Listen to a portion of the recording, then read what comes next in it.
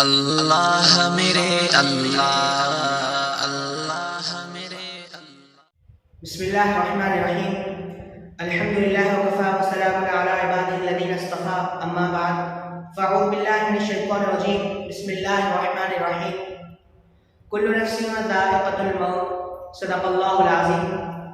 معزز و مکرم و محترم سامعین و ناظرین اکرام، السلام علیکم ورحمۃ اللہ وبرکاتہ۔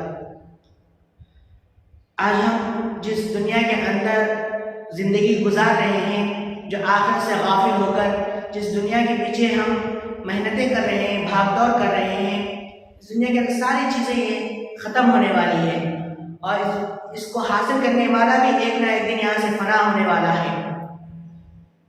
یہاں کی ساری چیزیں ختم ہو جانے والی ہے۔ یہ دنیا عارضی دنیا ہے، بچہ بوڑھا جوان سب اس دار فانی سے دار آخر کی طرف جانے والے ہیں۔ یہاں کی ہر چیز عارضی ہے، یہاں کے غم بھی عارضی ہے، ٹیمپروری ہے، یہاں کی خوشیاں بھی عارضی ہیں۔ جس گھر میں آج خوشیاں منایا جا رہا ہے، کل اس گھر میں ماتم اور غم منایا جا رہا ہوتا ہے۔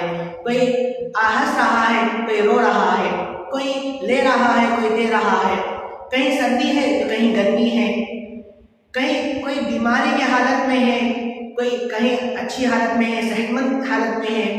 یہ دنیا کی زندگی ہے، بدلتے رہتی ہے، ہمیشہ ایک حالت میں نہیں رہتی۔ یہاں کی ساری چیزیں ختم ہونے والی ہے، فنا ہونے والی ہے۔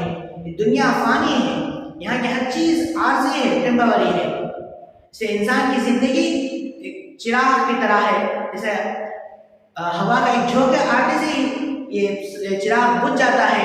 انسان کی زندگی بھی ایسے ہی ہے کہ کب موت آ جائے گی اور زندگی ختم ہو جائے گی۔ ابو الفضل محمد بن حسن رحمۃ اللہ علیہ فرماتے ہیں، دنیا الدنیا یوم ولنا فیہا صوم، دنیا صرف ایک دن کی ہے، ہم نے تو اس میں ایک روزہ رکھا ہے۔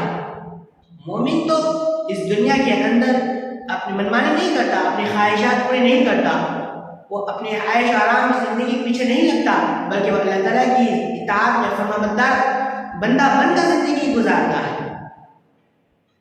حدیث پاک میں اللہ کے نبی صلی اللہ علیہ وسلم نے فرمایا، الدنیا سجن المؤمن و جنت الکافر، دنیا مسلمانوں کے لیے، مومن کے لیے قید خانہ ہے اور کافر کے لیے جنت ہے۔ اس لیے مومن اللہ کے احکامات پر، شریعت کے پابند اور سنت کے پابند ہو کر زندگی گزارے، اور زندگی جو شریعت اور سنت پر زندگی گزاریں گے، اللہ کی اطاعت پر زندگی گزاریں گے، تو دنیا میں بھی کامیاب ہوگا اور آخرت میں بھی کامیاب ہوگا۔ ہم صرف دنیا کے پیچھے لگ کر ہم اپنی زندگی کو برباد کر رہے ہیں۔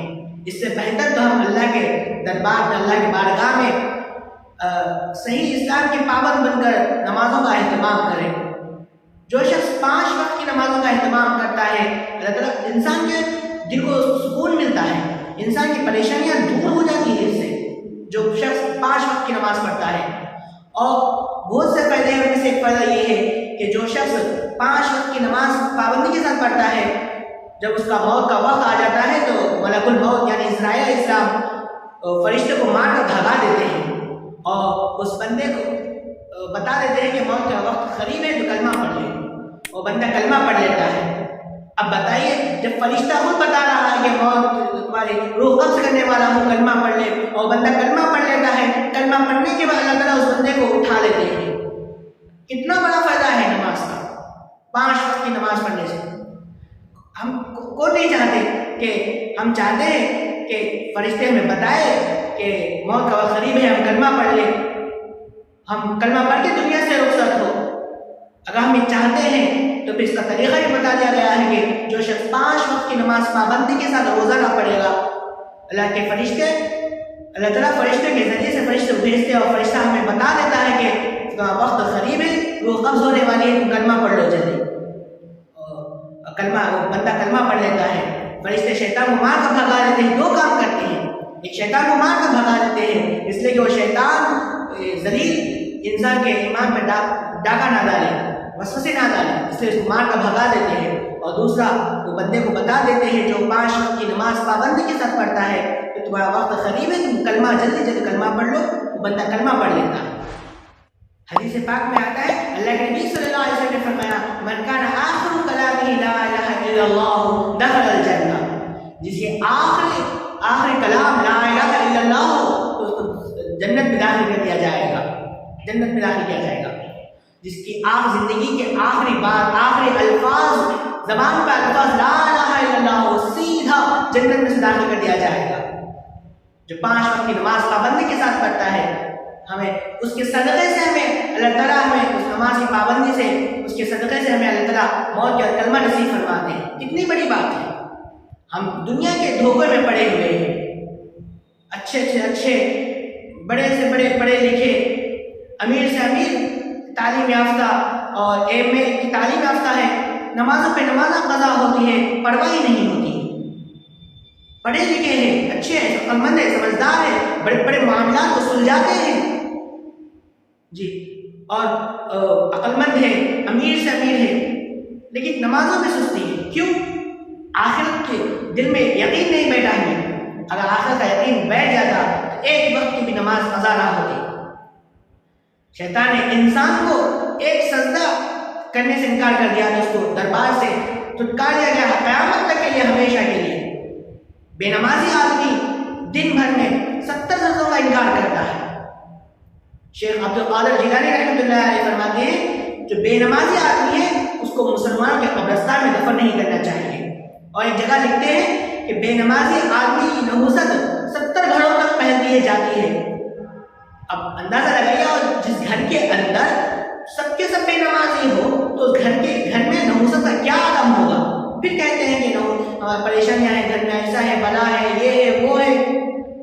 جس گھر میں نماز نہیں پڑھتے، بے نمازی ہے، اس گھر میں نحوست ہے. علی رضی اللہ عنہ فرماتے ہیں کہ الدنیا جیفن و طلابها کلاب، دنیا مردار ہے، اس کو طلب کرنے والے کتے کے مانند ہیں، کتے کے. علی رضی اللہ عنہ کا قول ہے دنیا جیسا مردار کو کتے کھاتے جاتے ہیں، دنیا دار آدمی کمانے میں، دنیا کو کمانے میں سمیٹتا رہتا ہے، پڑا رہتا ہے دنیا میں، دین سے غافل ہو کر، نمازوں سے غافل ہو کر.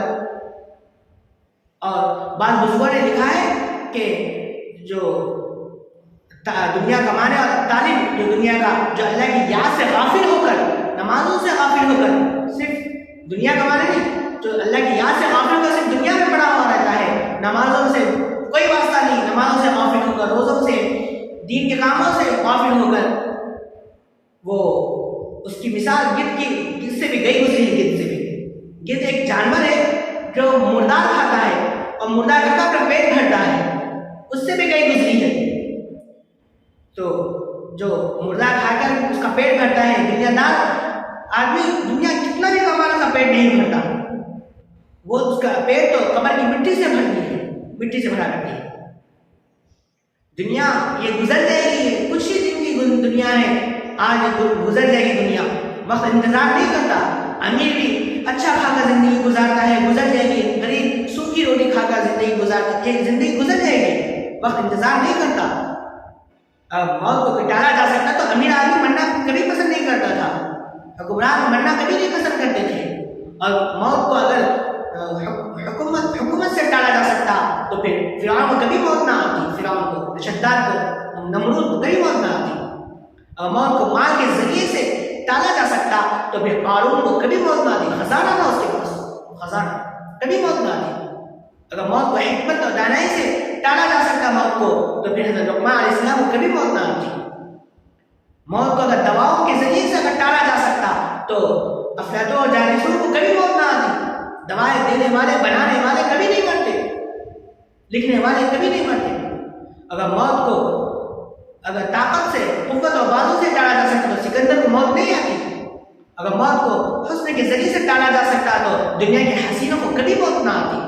یہ دنیا ہے، یہ بہت حقیقت ہے اور آ کر رہے گی. ہر قوم، دنیا کا ہر قوم کے مذہب کا یہ ماننا ہے کہ موت آ کر رہے گی. کوئی اس کا انکار نہیں کرتا. ہر چیز کا انکار کیا جا سکتا ہے لیکن موت کا کوئی انسان دنیا کے اندر انکار نہیں کرتا کہ موت آ کر رہے گی. امیر ہو، غریب ہو، کالا ہو، گورا ہو، کچھ بھی رہو، کیسا بھی رہو، پاورفل ہو، حکومت رہو، ہر چیز، ہر ایک کے لیے موت آ کر رہے گی. اس لیے جب موت آنا ہی ہے، مرنا ہی ہے تو پھر عقل مندی کا تقاضا ہے کہ وہ موت سے پہلے اس کی تیاری کر لے، آخرت کی فکر کرے، سوچے.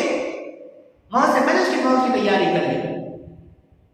اس لیے فرمایا گیا ہے الدنیا ساعۃ فاجعلها طاعۃ، یہ دنیا ایک لمحے کی ہے، ایک لمحے میں نیکی کر کے گزار، نیکی کر کے گزار، ایک لمحے کی دنیا ہے.